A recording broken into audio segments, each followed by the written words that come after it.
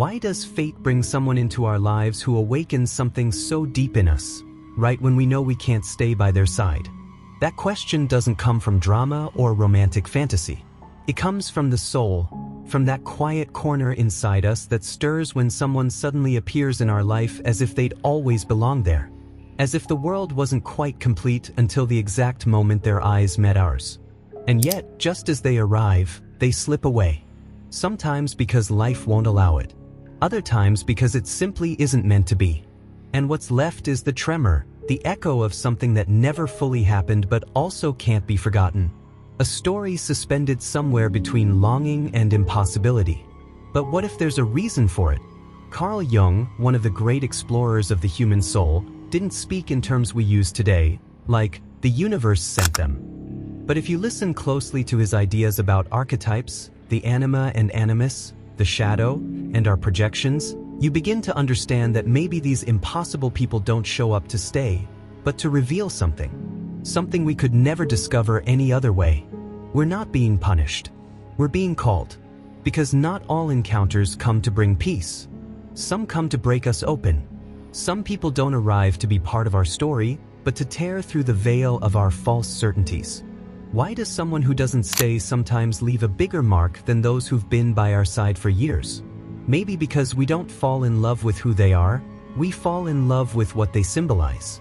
With everything we long for, everything we haven't yet become, everything inside us that's fighting to be born.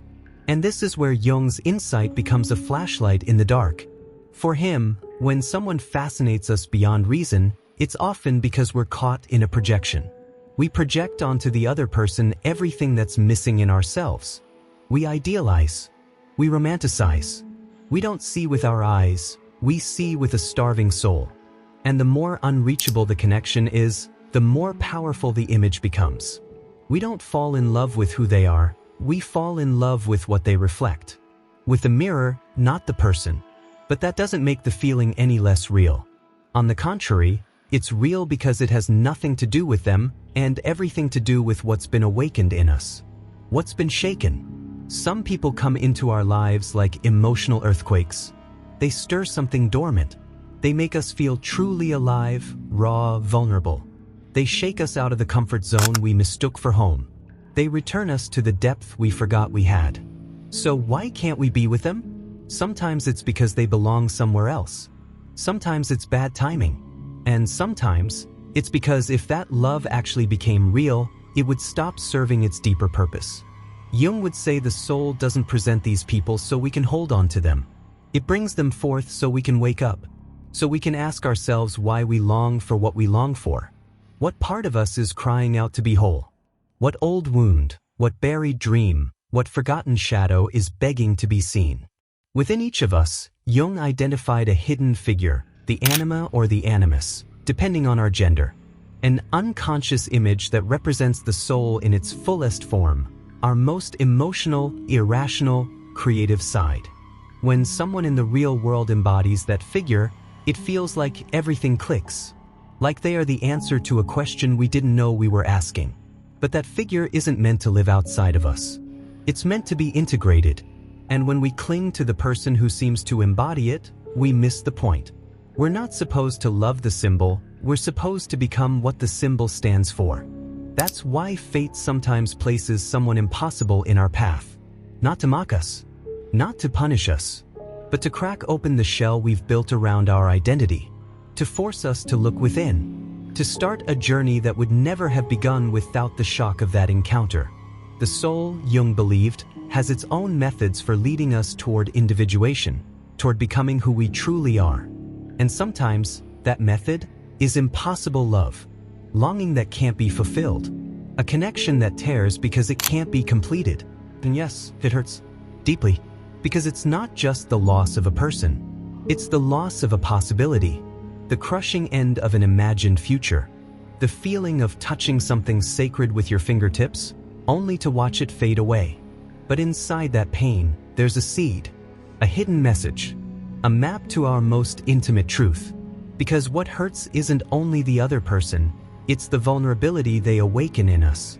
The dependency, the exposure. And if we can sit with that pain, If we don't run, if we don't numb ourselves, something inside us begins to shift. We may never fully understand why someone like that walks into our life. But if we stop asking, why couldn't it be? And start asking, what did it awaken in me? Everything changes. Because now we stop seeing them as a loss. And we start seeing them as a message. A teacher. A symbol. A mirror. Maybe the universe didn't send them for us to keep. Maybe they were sent so we could see ourselves more clearly. So we could discover the depth of what we're capable of feeling. So we could touch the edge of our soul and remember, we are alive. Maybe it was never about having them. Maybe it was about waking up. And in that awakening, something changes forever. Because after a moment like that, we don't love the same way again. We don't settle for the shallow anymore. We no longer accept hollow connections. Now we know. Now we've seen. Now we've felt. And even if we can't have them, we now have ourselves in a fuller, more conscious, more profound way. So maybe it wasn't a mistake. Maybe it wasn't a cruel twist of fate. Maybe it was an act of love, our soul reaching out to itself. An invitation to stop searching outward for what can only truly bloom within. And that, whether we recognize it or not, is love, too. There are some loves that don't come to stay, they come to wake us up. They're not meant to turn into a relationship, or to build a home, or to plan a future. They show up to strike a chord we didn't even know we had. A melody that had been asleep for years, just waiting for one touch to come alive again. And yet, when that happens, something inside us breaks. Because almost instantly we realize, this can't be. This love, so real, so intense, doesn't fit into the framework of our life. Why would the soul allow such irony? Why show us something so deep if we're not meant to live it? The answer doesn't lie in logic, or in external reasons. It's not about timing, or distance, or circumstances. It goes deeper. It's symbolic. Jung said the soul has its own kind of logic, one that doesn't follow the rules of time or the plans of the ego. Sometimes, when the soul needs to grow, it uses pain as a tool. Not out of cruelty, but because pain speaks a language that cuts through all our masks. It's a catalyst, a crack where the light comes in. And there's no pain more raw than touching the sacred and not being able to stay there. The figure of the impossible other often embodies our own longing for wholeness.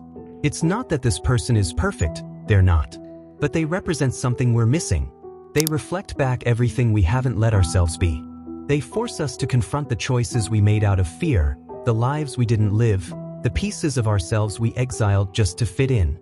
That encounter works like a mirror. And not just any mirror, a brutally honest one. In that reflection, we don't just see who we are, we see who we could have been. That's the power behind the connections that don't become real. They make us face the gap between the life we're living and the life we actually want. They hold up a mirror to the disconnect between what we feel and how we act. Between the soul that longs and the ego that's scared. Jung talked about individuation, the process of becoming whole. Not better, not more successful. Integrated. And to get there, we have to face our inner splits. The child still dreaming, the adult who's given up, the artist we silenced, the lover we're afraid to be. So maybe impossible love is actually a door to that integration, because it breaks us open. It makes us cry with a force we don't understand. It forces us to feel what we've spent years avoiding. How many times do we go through life on autopilot, never pausing to ask what we really need?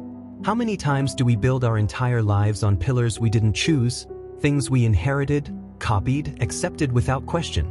And suddenly, a glance, a conversation, a fleeting connection shakes everything. And we can't keep pretending anymore. Not because that person changes us, but because they remind us of who we are underneath all the layers. The pain of not being able to be with someone we feel that deeply about can be unbearable if we see it as a loss. But if we see it as a message from the soul, something shifts. It's no longer about winning or losing. It becomes about awakening, about taking that pain as a teacher, about being grateful, even if it hurts, that someone showed up with enough force to break down our defenses. Because sometimes the soul has to be shaken hard before it starts to speak. And when that happens, the real journey begins. Not the journey toward the other person, but the one toward ourselves, toward understanding why that connection struck us so deeply. What part of our own story resonated in that moment? What wounds were reopened? What hidden desires bubbled to the surface? Because when something moves us that much, it's never just about the other person. It's about what they represent inside our inner world.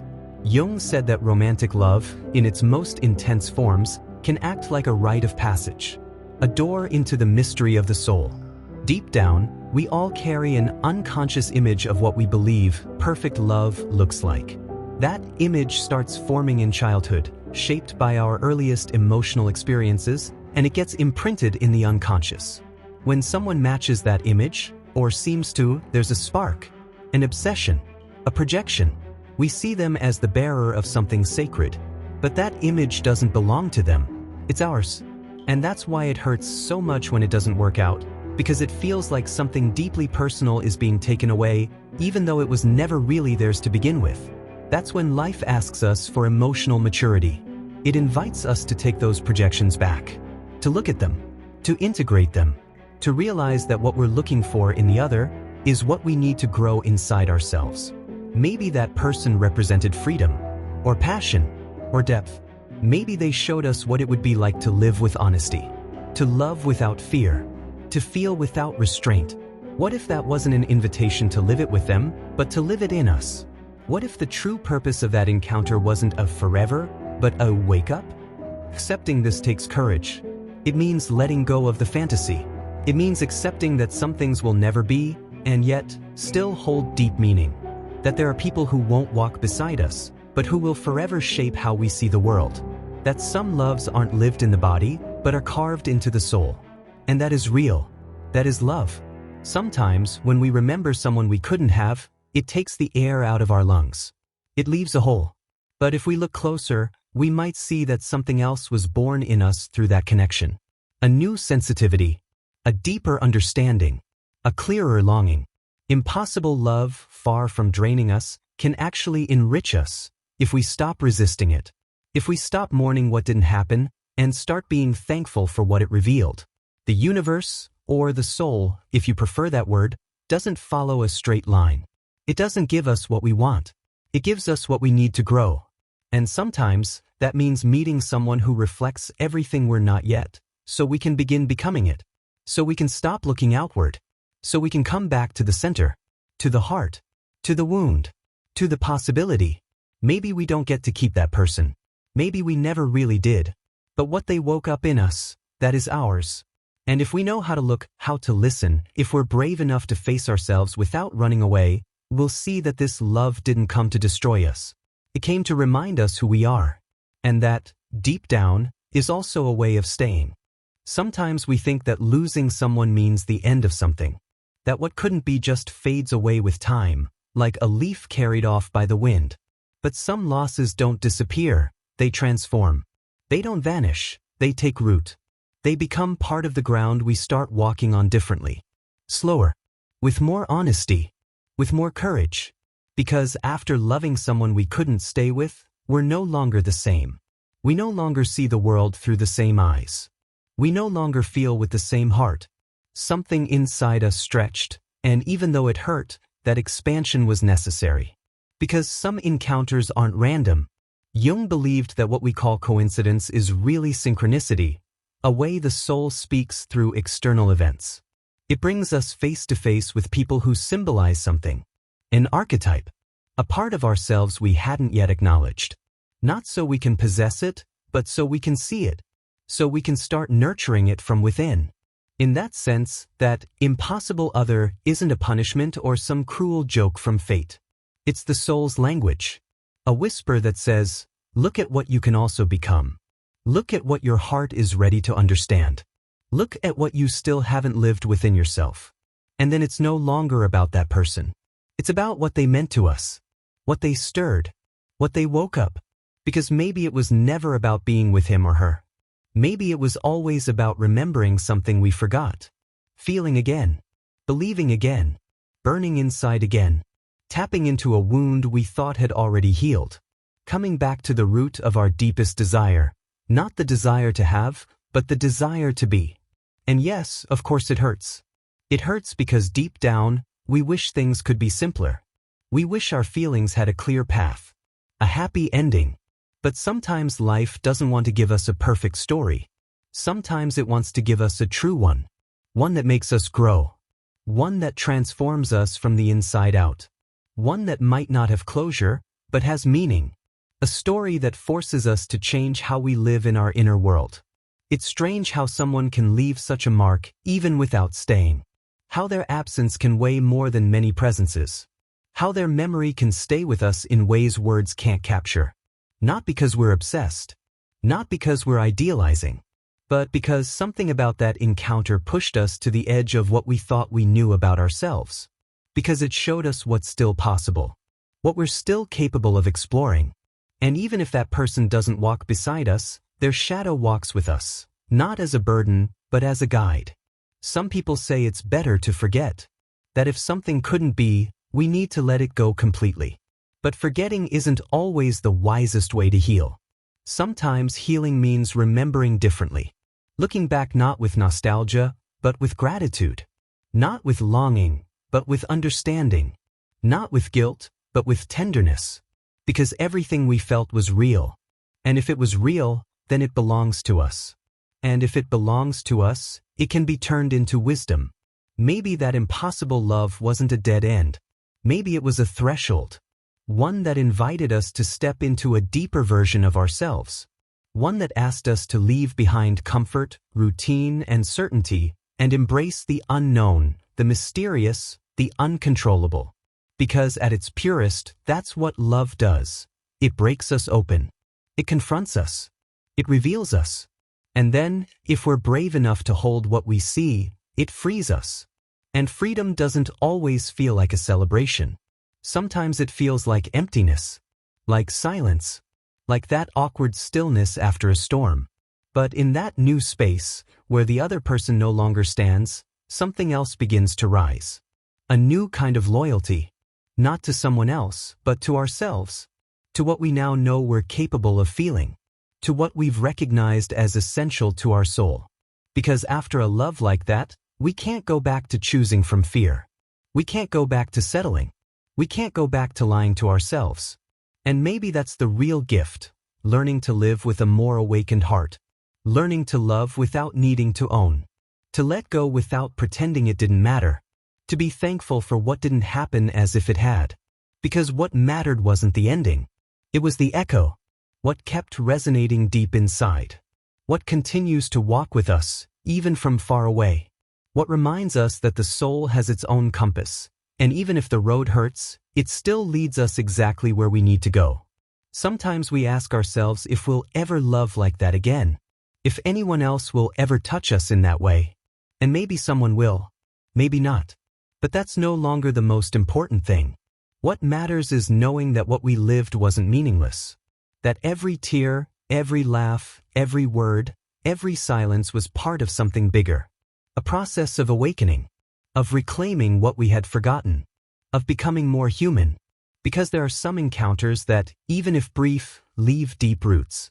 Not for us to cling to, but for us to grow from, to bloom from, to build a more authentic life from. A life that doesn't avoid pain, but also doesn't give up on beauty. A life where we can say, no, we didn't get to stay together, but thanks to that love, today I stay more fully with myself. And sometimes that's more than enough. Not every connection is meant to last forever.